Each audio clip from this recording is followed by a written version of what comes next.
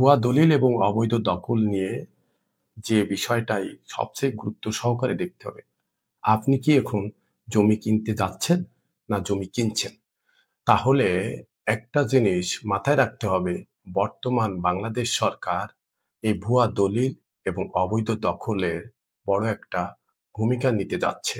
আমি আজকের এই ভিডিওতে জানাবো যে কোন দলিল বাতিল হচ্ছে এবং কেন হচ্ছে, আর আপনি কি সুরক্ষিত আছেন নাকি আপনিও এর ভিতরেই পড়তেছেন।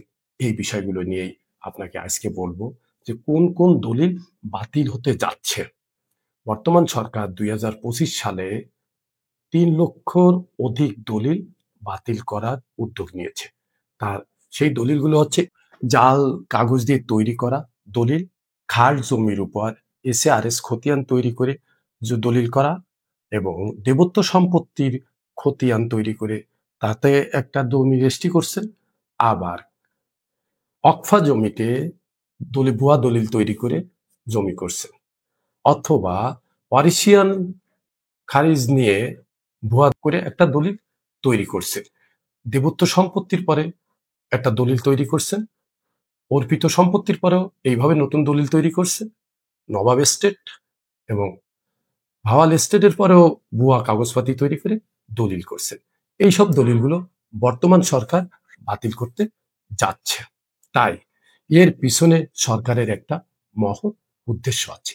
উদ্দেশ্যটা এইরকম যে জমি নিয়ে আর জাল জালিয়াতি নয়, জমি নিয়ে জালিয়াতি করে একটা চক্র মানুষকে বিভ্রান্তির মধ্যে ফেলে দেয়। তাই সরকার এই বড় উদ্যোগ নিচ্ছে। এগুলো কেন এসব দলিল বাতিল করা হচ্ছে? আপনার আমার সাধারণ মানুষের কষ্ট অর্জিত টাকা দিয়ে জমি কিনতে যায়, আর সেই জমির ভুয়া দলিল ভুয়া কাগজপাতি তৈরি করে আমাদের কাছে বিক্রি করে। আর এই বিক্রি করার কারণে প্রকৃত মালিক তার ন্যায্যতা জমি ফিরে পায় না। আমরা যারা জমি ক্রয় করতে যাচ্ছি তারাও আমরা খুব বিপদে পড়তেছি, প্রতারণার শিকার হচ্ছি। এমনকি কোর্ট কাছারিতে চলাফেরা করতে করতে জীবন জৈবন দুটোই শেষ হয়ে যাচ্ছে। তাই আসুন আমরা এই কোর্ট কাছারিকে ওভারটেক করে ভূমি সংস্কার আইন ২০২৩কে ফলো করে ডিজিটালাইজ করি। আপনি কিভাবে এই সতর্ক থাকবেন? আপনি সতর্ক থাকবেন জমি ক্রয় করার আগে আপনি অবশ্যই এগুলোকে চেক করবেন।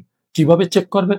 ভূমির আইনের পোর্টালে land.gov.bd-তে যে যাচাই করবেন। কি যাচাই করবেন? খতিয়ান যাচাই করবেন, নামজারি করছেন কিনা যাচাই করবেন।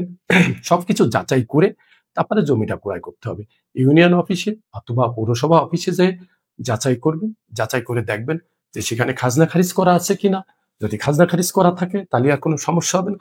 সর্বশেষ আমার একটা পরামর্শ থাকবে এই যে একজন ভূমি বিশেষজ্ঞ আইনজীবী দিয়ে সমস্ত কাগজপাতি যাচাই বাছাই করার পরে আপনি জমিটা ক্রয় করবেন। তাই আর জমি নিয়ে সমস্যায় না পড়তে চাইলে সচেতনতাই আপনাকে এই প্রতারণার শিকার থেকে বাঁচাবে। জাল দলিল অবৈধ দখল এগুলো থেকে নিজেকে রক্ষা করতে হলে আগে যাচাই পরে ক্রয়, এই নীতিতে আমরা বিশ্বাস করি। আসুন আমরা এইটাই ফলো করে আগামী দিনে জমি কেনার জন্য এতটুকু সতর্কতা থাকি।